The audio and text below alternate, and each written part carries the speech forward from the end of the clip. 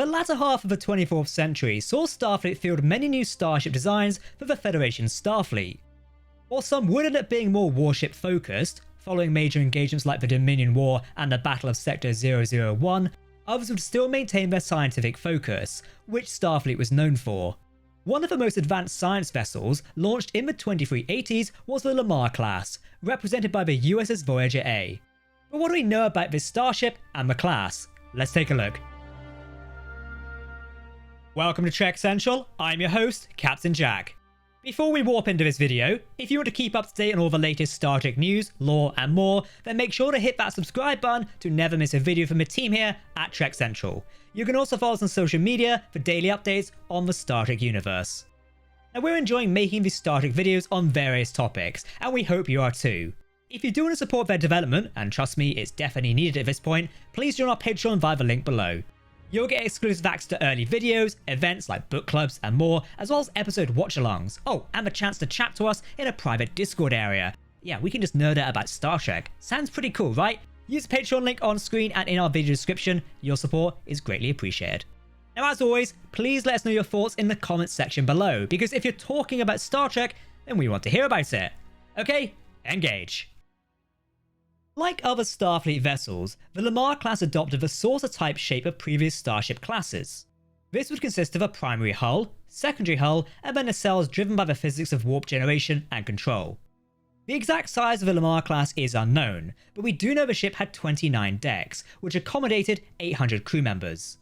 Due to the number of decks, we could approximate the length of the Lamarr-class as 720 meters long. Interestingly, the Lamarr-class had some similar design choices to those of Starfleet's Sovereign class. The Lamarr-class was fitted with the latest and greatest technology collected by the original USS Voyager during its time in the Delta Quadrant. Perhaps the most advanced systems on board were the Starship's propulsion systems. While fitted with the default Starfleet impulse engines and traditional warp drive, Lamarr-class ships, such as the USS Voyager-A, were also equipped with a quantum slipstream drive. Presumably, using slipstream drive, Lamarr-class ships were capable of travelling as far as Solum, a planet in the Delta Quadrant, in a reasonably short period of time, despite the considerable distance between the Delta Quadrant and Federation space. The design was also capable of both atmospheric entry and landing on a planet.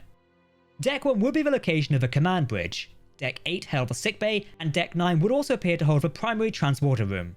However, there were additional transporter rooms on Deck 1 and 8. Others may have been also installed in different areas of the Starship, but that is not confirmed at the moment. A battle bridge was also installed on board. While developed as a science starship, the Lamarr-class was surprisingly heavily armed in terms of its tactical systems. For example, the ship was equipped with biomolecular weapons, isokinetic cannons, nuclear missiles, phase cannons, phase plasma torpedoes, phasers, photon torpedoes, polaron torpedoes, spatial torpedoes, quantum torpedoes, tetryon cannons, and tricobalt devices. It's unconfirmed whether the Lamarr-class carries all these weapons on board at the same time. Perhaps the ship has a switchable loadout, meaning it can carry different weapons and tactical components depending on the mission parameters. Likely, phasers and torpedoes are carried by default, which would make sense given that's what other Starfleet ships carry. Oh, and of course, deflector shields are also installed on board. Due to being a science vessel, the Lamarr-class would be equipped with advanced probes for data collection, which could also be used as a relay for transmissions. Another upgrade was the installation of onboard holographic projectors. These were installed throughout the ship and were designed to allow holograms, such as the Doctor, to appear and move freely about the ship without being restricted to the sickbay or holodecks, or requiring a mobile emitter. A Lamarr-class carried a fore and aft shuttle bay. A shuttle bay was also located on the port side of the vessel. The vessel would carry at least 6 shuttlecrafts on board, along with a complement of rescue shuttles. The Starship design also included a fore and aft warehouse. Looking more in depth at the bridge, the Lamarr-class's command area was compact but efficient. It features a seat for the commanding officer, as well as areas for other officers, such as the helm and ops stations. Tactical and communications were also seated. At the moment, we don't know the exact date the Lamarr-class entered service. One ship of the class, the USS Voyager-A, was active by 2384. The Starship would dispatch shuttles to retrieve a group of young USS Protostar crew members after they crashed into San Francisco Bay. During this operation, the Voyager-A may still have been under testing. We say this as it made its maiden voyage later that year. While most of Starfleet was tied up with the Romulan evacuation effort, Vice Admiral Catherine Janeway, who was the legendary captain of the original Intrepid-class USS Voyager, would take the mantle as the commanding officer of the new Lamarr-class Voyager-A. Officially, the Voyager-A was dispatched to study the Janeway wormhole. In reality, Janeway intended to launch a rescue mission for her former first officer and longtime friend, Captain Chakotay. To do this, Janeway planned to use the highly modified transport, the Infinity, but was stored in a retrofitted hangar bay dubbed Shuttle Bay 3. Janeway tasked the Doctor with picking up the Protostar's young former crew, now Starfleet Academy hopefuls, and escorting them from Earth to Voyager. The kids eventually found out the truth about Voyager's mission after finding the hidden shuttle bay and overhearing the command staff discussing how Starfleet Command was threatening to cancel the mission. Janeway later explained the actual stakes of their mission, and the kids agreed to keep it a secret. Due to an altercation between the young cadets and Nova Squadron, the Infinity was launched early into the wormhole. Although the group would ensure the launch of a USS Protostar, they accidentally caused Captain Chakotay and his first officer to be on board as well. This caused the Protostar not to go to Tars Lamora, thereby changing history and creating a temporal paradox. Thankfully, the USS Voyager-A managed to figure out a way to communicate through the wormhole and transmit everything they had on temporal mechanics. The Infinity eventually rescued Gwyn from present-day Solum and rejoined Voyager. Due to concerns about the timeline, Starfleet Admiral Edward Jellicoe would order Voyager to close the wormhole and destroy all evidence of the highly classified mission. He also ordered the Infinity to be ejected into a hypergiant. After receiving a mysterious message which they believed was from Chakotay, the young cadets stole the Infinity just before it was destroyed. The USS Voyager-A lost 8 minutes when a trans-dimensional species, known as the Loom, came aboard in search of a real Gwyn. Instead, they attacked the hologram Gwyn and were deceived by it. Eventually, the Voyager-A crew realized they had been deceived by the young cadets when the holo duplicates they created suffered a malfunction and switched personalities. Admiral Janeway defied the direct order to return to Earth from Admiral Jellicoe. Janeway took the Lamarr-class after Infinity's warp trail and eventually threw a long-abandoned Borg transport conduit into the Delta Quadrant. The Voyager-A eventually located the Infinity at a time ziggurat on a hidden planet in the Spiral Nebula. Due to the Protostar not going to Tars Lamora and the creation of a temporal paradox, the Loom species started besieging the Prime Universe. After an away team encountered the Loom, Janeway took Voyager into the planet's atmosphere and fired upon the Loom with the ship's phasers, buying the kids and Wesley Crusher time to use Wesley's time machine. The Loom would proceed to swarm the USS Voyager-A, but Admiral Janeway lured them away using a personal shuttle. After sending the young crew off on their next mission, Wesley managed to get rid of the Loom for the time being, and then sent Janeway back to Voyager.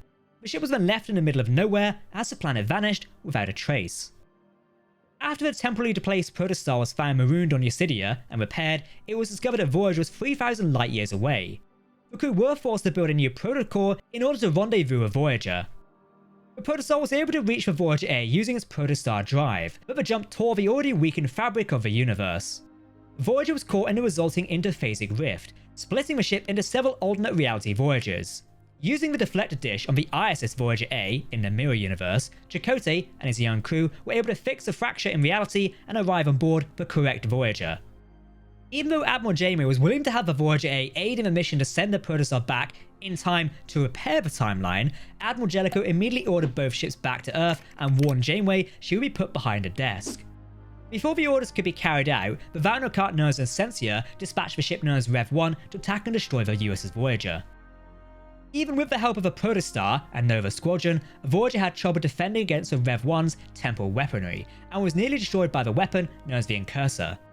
Thankfully, young Cadet Zero managed to redirect the temporal weapon to target Cadet Magel's Mark II Nova Flyer, which allowed Nova Squadron to destroy the Rev-1 using the Boothby Supernova. Due to the growing threat, Starfleet Command would redirect both the USS Voyager and USS Protostar to Solum to neutralize the temporal weaponry now being thrown about the place. Although unable to interfere directly in the Valnocart civil war due to the Prime Directive, Voyager supplied the Protostar crew, who were not Starfleet personnel and therefore their involvement didn't violate the Prime Directive, with equipment for their mission to find the source of Essentia's weapon. Voyager later participated in the Battle of Solum, attacking Essentia's ships to buy Dal's crew and Chakotay time to launch the Protostar back through time to Tars Lamora to repair the universe. The mission was a success, and after the battle, Janeway would land Voyager onto the planet below and officially make peaceful first contact with the Valnocart.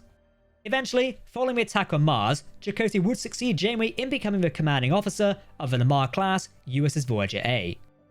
Now it does appear that perhaps the Lamarr-class was not very successful, as no other vessels besides the USS Voyager-A have been seen or been known to be commissioned. We could presume the USS Lamarr, likely the class prototype, had been launched. By the 25th century, the USS Voyager-A had been succeeded by the Pathfinder-class USS Voyager-B. The Lamarr-class officially appears in Star Trek Prodigy, the animated series. If you've not had a chance to watch that series, we really think you should. Even though it's aimed at younger audiences, it's a perfect show no matter how young you actually are. Currently, we've only seen the Lamarr-class recognised by the USS Voyager-A. The Lamarr-class was named after Hedy Lamarr. Born in 1914, she was an Austrian and American actress and inventor.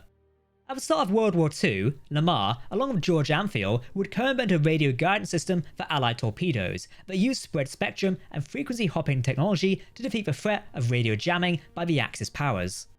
When it came to Prodigy Season 2, things were always going to be different.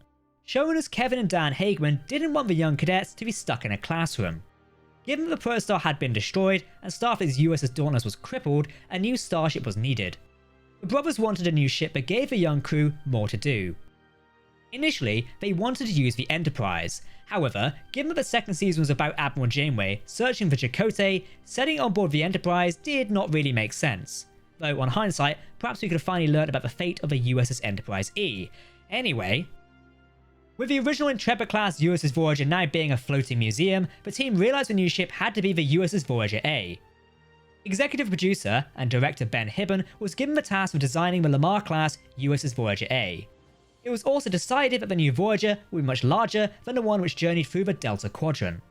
Executive producer Aaron Waltke also collaborated with Ben Hibben on the design of the Voyager-A. The focus of the Lamarr-class design was all about exploration and discovery. The team saw the most significant challenge as bridging the gap from the Next Generation through to Voyager and then to Star Trek Picard.